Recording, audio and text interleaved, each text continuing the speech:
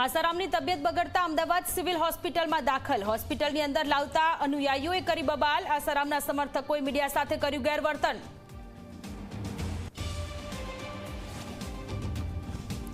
સુરતમાં હીરા ચોરીની ચકચારી ઘટના. ડીકે એન્ડ સન્સ કંપનીમાંથી અંદાજે 25 કરોડના હીરાની ચોરી. તિજોરીને કટરથી કાપીને આપ્યો ચોરીને અંજામ.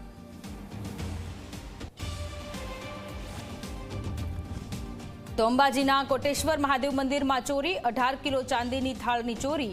અંદાજે 21 લાખની કિંમતના થાળાની ઉઠાંતરી કરી ચોર ફરાર. 15 દિવસ પહેલા જ ભક્તે આપ્યું હતું દાન. સુરતના પીપલોદમાં ચોંકાવનારી ઘટના સામે આવી. કેસ ચારકોલ રેસ્ટોરન્ટના મહિલા વોશરૂમમાં કેમેરો મુકાયાનો દાવો. પોલીસે રેસ્ટોરન્ટના 2 સફાઈ કર્મચારીની કરી ધરપકડ.